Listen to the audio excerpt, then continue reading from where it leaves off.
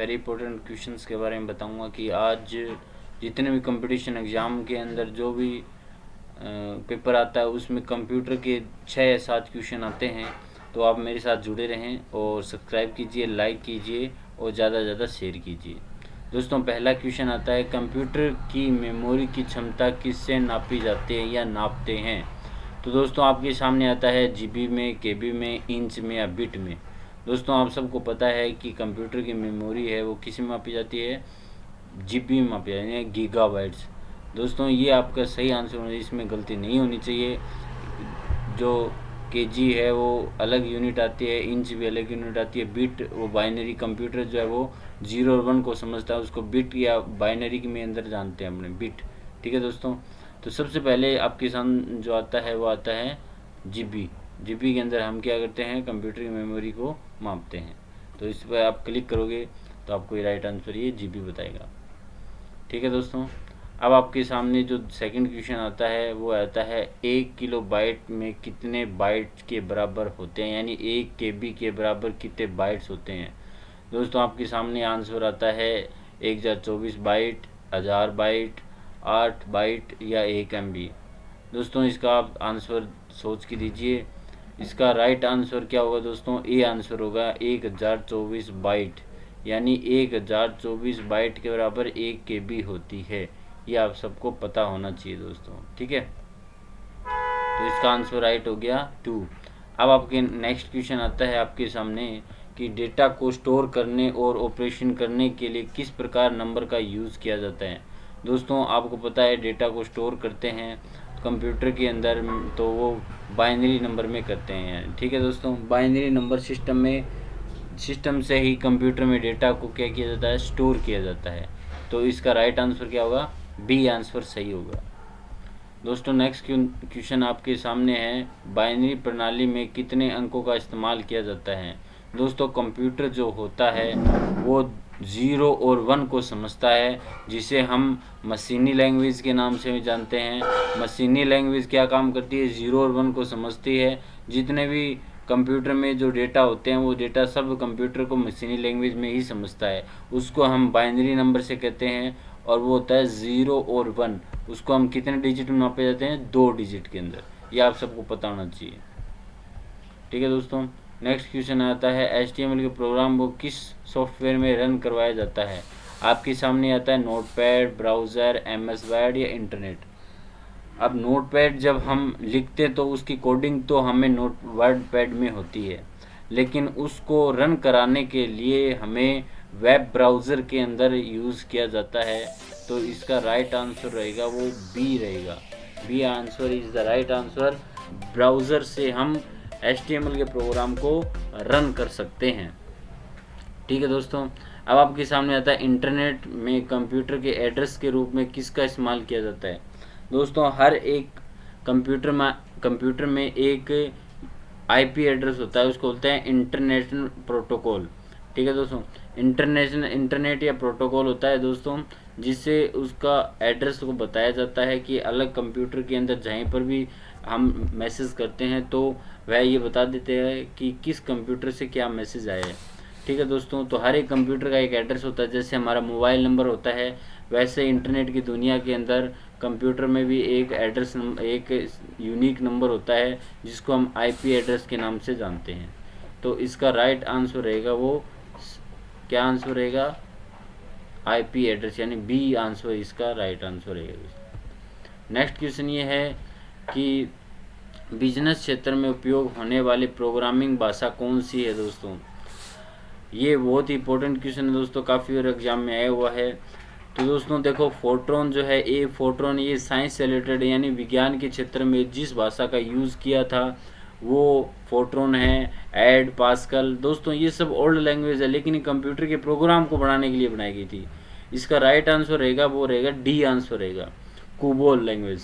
और कुबोल लैंग्वेज है कंप्यूटर की वो एक वाणिज्य भाषा है। इसका कॉमन बिजनेस ओरिएंटेड लैंग्वेज, इसका पूरा नाम होता है कॉमन बिजनेस ओरिएंटेड लैंग्वेज। इसका फुल नाम है कॉमन बिजनेस ओरिएंटेड लैंग्वेज। और दोस्तों ये बिजनेस पर्पज़ के लिए बनाई गई थी। ये आप सबको पता होना चाहिए। और फोर्ट्रॉन है वो किसके लिए बनाई गई थी, साइंस पर्पज़ के लिए, साइंस में नए नए आविष्कार करें, उसमें रिलेटेड जो भी भाषा कंप्यूटर में यूज़ हुआ था वो था फोर्ट्रॉन लैंग्वेज। लेकिन बिजनेस क्षेत्र के अंदर किस लैंग्वेज का यूज़ किया गया था, कोबोल लैंग्वेज का यूज़ किया था। और कोबोल का पूरा नाम आपसे काफ़ी बार पूछा जाएगा, कॉमन बिजनेस ओरिएंटेड लैंग्वेज। क्या होता है इसका पूरा नाम, common business oriented language. Next question आपके सामने आता है दोस्तों, माई कंप्यूटर विंडो को ओपन करने के लिए कौन सी शॉर्टकट की का उपयोग करते हैं या यूज़ करते हैं। दोस्तों वेरी इंपॉर्टेंट क्वेश्चन है ये, काफ़ी बार एग्जाम में आया हुआ है। विंडो प्लस ई से हम क्या करते हैं, माई कंप्यूटर को ओपन कर सकते हैं। जो अल्ट और कंट्रोल के बीच में एक बटन होता है दोस्तों, उसमें राइट एंगल की तरह चित्र बना हुआ होता है, उसको हम विन बोलते हैं, विन वर्ड बोलते हैं, विंडो की बोलते हैं, विन लॉक की नाम से भी जानते हैं। तो वो की के साथ में अगर आप ई दबाते हो तो माई कंप्यूटर ओपन हो जाता है। ये आप सबको पता होना चाहिए कि माई कंप्यूटर को खोलने के लिए विंडो के साथ में ई दबाने से माई कंप्यूटर ओपन हो जाता है। और कंप्यूटर को अगर लॉक करना हो तो विंडो के साथ में एल दबा दीजिए दोस्तों, और एल से क्या होता है, विंडो लॉक हो जाता है। अच्छा, उसके बाद में अगर आपको कीबोर्ड चाहिए ऑन स्क्रीन के ऊपर तो विंडो के साथ में यू दबा दीजिए, तो विंडो क्या होता है, कीबोर्ड ओपन हो जाता है। अच्छा, 4-5 प्रोग्राम अगर आपने खोल रखे हैं और उसमें से डायरेक्ट वो आपको डेस्कटॉप खोलना है तो विंडो के साथ में डी दबा दीजिए दोस्तों। और अगर आपको कोई प्रोग्राम शॉर्टकट खोलना हो तो विंडो के साथ में आर दबा दीजिए दोस्तों। आर से विनवर्ड जो है वो रन डायलॉग बॉक्स ओपन हो जाता है। लेकिन इसका आंसर सही क्या रहेगा दोस्तों, इसका सही आंसर रहेगा बी आंसर रहेगा, विंडो के साथ में ई से माई कंप्यूटर ओपन हो जाता है। अच्छा, अब आपके सामने आता है कंप्यूटर को स्टार्ट करने के निर्देश कौन देता है, किसके द्वारा होते हैं। ये सारे रोम के द्वारा होते हैं दोस्तों। रोम का पूरा नाम होता है रीड ओनली मेमोरी, जिसको एक बार डेटा स्टोर करने के बाद में हम बार बार डेटा रीड कर सकते हैं, लेकिन राइट बहुत कम चांस में करते हैं दोस्तों। ये आपको पता होना चाहिए। अच्छा, इस मेमोरी को हम बायोस के नाम से जानते हैं, जिसका पूरा नाम होता है बेसिक, जो है वो बायोस होता है, बेसिक इनपुट आउटपुट सिस्टम होता है दोस्तों। और ये कंप्यूटर में डेटा को जब स्टोर करते हैं, डेटा में प्रोग्राम डालते हैं एक बार, तो वो सारे बायोस के अंदर जाके सेव होते हैं, और उसको हम दूसरे नाम से रोम के नाम से भी जानते हैं। ठीक है दोस्तों, तो ये आपको याद होना चाहिए। कंप्यूटर को स्टार्ट करने के जो निर्देश किसकी मेमोरी से होता है, रोम मेमोरी से होता है। उसके बाद में नेक्स्ट क्वेश्चन आपके सामने आता है, करंट प्रोग्राम के विंडो को रिफ्रेश करने के लिए किस शॉर्टकट बटन का यूज़ करते हैं। दोस्तों वेरी इंपॉर्टेंट है। अगर आप मान लीजिए इंटरनेट खोल रखा है, अगर आप किसी भी वेबसाइट को रिफ्रेश करना चाहते हो या दोबारा से डेटा स्टोर करना चाहते हो तो F5 बटन होता है। F5 से क्या होता है दोस्तों, कंप्यूटर के प्रोग्राम को रिफ्रेश किया जा सकता है। अच्छा, कंट्रोल के साथ में की होता है, वो होता है हाइपरलिंक। ठीक है दोस्तों, वो हाइपरलिंक अलग है दोस्तों। अच्छा, यूआरएल का पूरा नाम क्या होता है दोस्तों, तो यूनिफॉर्म रिसोर्सेज लोकेटर होता है दोस्तों। इसका पूरा नाम होता है यूनिफॉर्म रिसोर्सेज लोकेटर। और ये काम क्या था दोस्तों, जो वेबसाइट जो एड्रेस होता है उसको हम यूआरएल के नाम से लिखते हैं दोस्तों। आपने देखा होगा दोस्तों, जब हम वेबसाइट ओपन करते हैं तो www.google.com लिखते हैं, तो जो एड्रेस होता है उसको हम यूआरएल, पूरे एड्रेस को हम क्या कहते हैं दोस्तों, यूआरएल कहते हैं। और उसका पूरा नाम होता है यूनिफॉर्म रिसोर्सेज लोकेटर। ठीक है दोस्तों, एग्जाम में काफ़ी एग्जाम में आए हुए क्वेश्चन है ये, यूआरएल का पूरा नाम बताइए। तो यूआरएल का पूरा नाम होता है यूनिफॉर्म रिसोर्सेज लोकेटर। ठीक है दोस्तों, नेक्स्ट क्वेश्चन आपके सामने आता है कि कंप्यूटर में जानकारी को एक जगह से दूसरे जगह ले जाने के लिए किसका यूज़ करते हैं। दोस्तों बहुत ही अच्छा क्वेश्चन है, काफ़ी एग्जाम में आया हुआ है। तो इसका राइट आंसर रहेगा बस। दोस्तों इसके अंदर एक लीड होती है, उस लीड को हम कंप्यूटर की भाषा में बस के नाम से जानते हैं। और उस बस का काम क्या होता है दोस्तों, एक जगह से डेटा को और दूसरी जगह पे डेटा ट्रांसफ़र करने का, यानी मीडिएटर का काम करती है। और ये इसका नाम रहता है, टेक्निकल भाषा में बस होता है दोस्तों। ठीक है, आपसे पूछा जाएगा कि एक स्थान से दूसरे स्थान पे डेटा को ले जाने और लाने के काम करता है, उसे हम किस नाम से जानते हैं, तो वो होता है दोस्तों बस। अच्छा, सीडी जो होते हैं कॉम्पैक्ट डिस्क होती है दोस्तों, इसमें डेटा स्टोर करने का काम होते हैं, पेन ड्राइव में डेटा स्टोर करते हैं और हार्ड डिस्क में भी डेटा स्टोर करते हैं। लेकिन बस में क्या काम करते हैं दोस्तों, एक स्थान से दूसरे स्थान पे डेटा को ले जाया या लाया जा सकता है।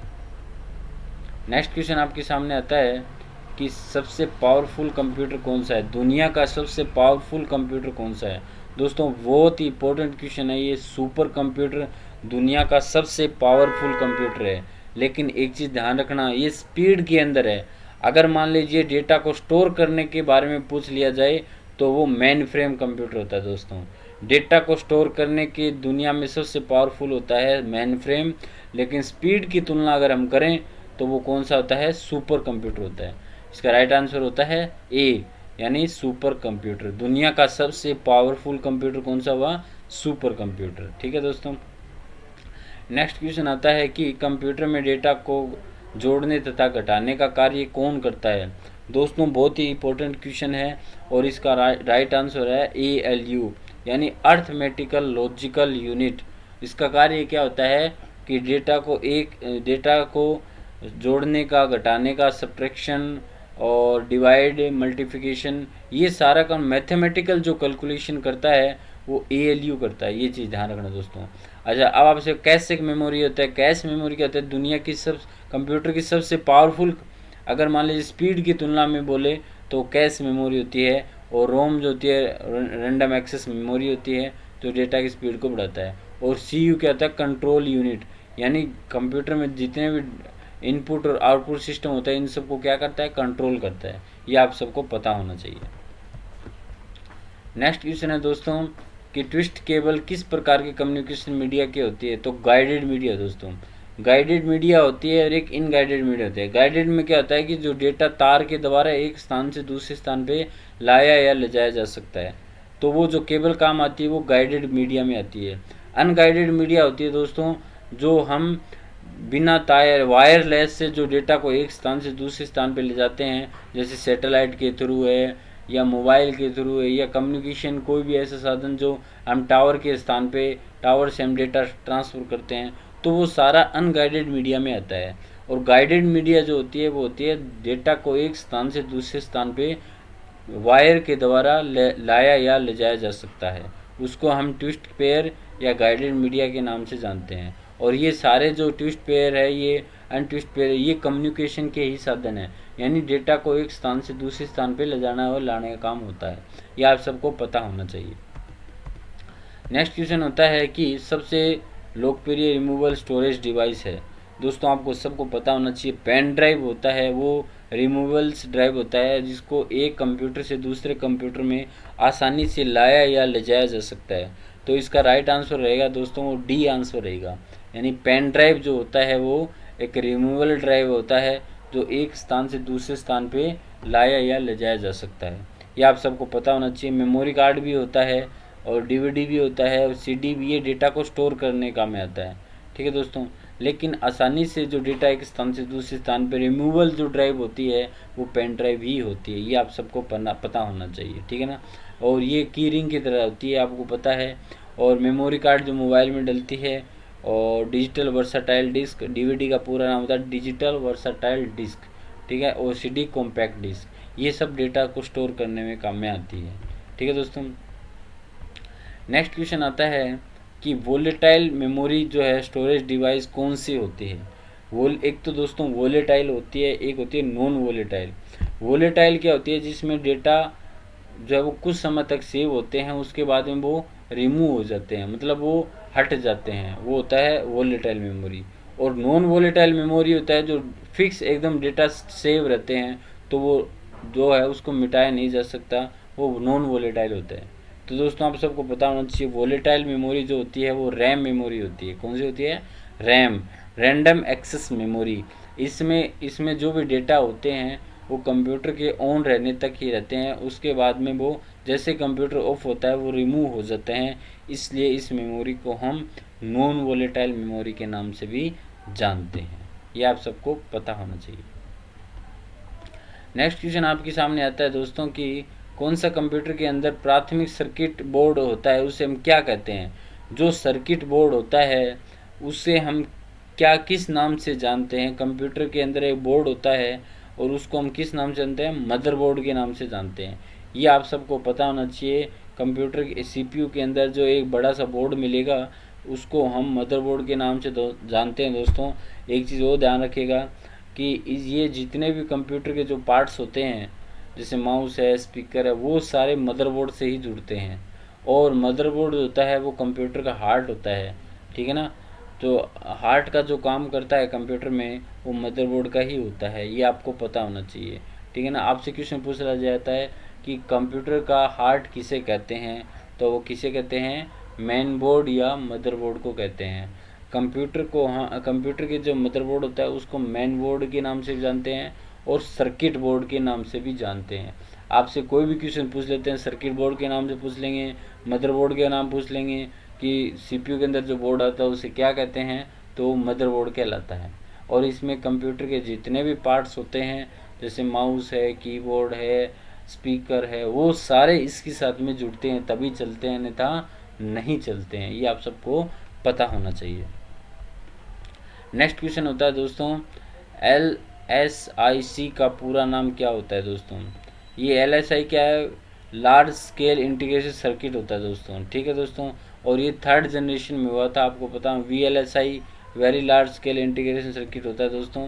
तो इसका राइट आंसर होता है ए आंसर सही है, लार्ज स्केल इंटीग्रेटेड सर्किट, ठीक है दोस्तों। और ये जो इसका जो यूज़ हुआ था वो 3rd जनरेशन में हुआ था कंप्यूटर के अंदर, ये आप सब आपको पता होना चाहिए। लास्ट एंड फाइनल क्वेश्चन होता है दोस्तों कि माइक्रोसॉफ्ट कंप्यूटर के संस्थापक कौन होते हैं। ये आपको सबको पता होना चाहिए, लेकिन आपको पता भी है कि बिल गेट्स है वो कंप्यूटर के सभी पार्ट्स को बनाता है और वो जितना भी इसका बिजनेस है वो कंप्यूटर से रिलेटेड है। आज दुनिया का सबसे पावरफुल मैन के नाम से भी जानते हैं बिल गेट्स को, और ये आप अच्छी तरह से जानते हो। तो दोस्तों 20 क्वेश्चन थे, मैंने आपको कंप्यूटर के बारे में बताया है। और आपको कैसा लगा आप कमेंट कीजिए और ज़्यादा से ज़्यादा शेयर कीजिए, लाइक कीजिए, ताकि मैं नई नई वीडियो और बना सकूं। और आपका लाइक और शेयर करना ही हमें मोटिवेशन देता है कि हाँ भी आगे ऐसे और वीडियो बनाएं। आप ज़्यादा से ज़्यादा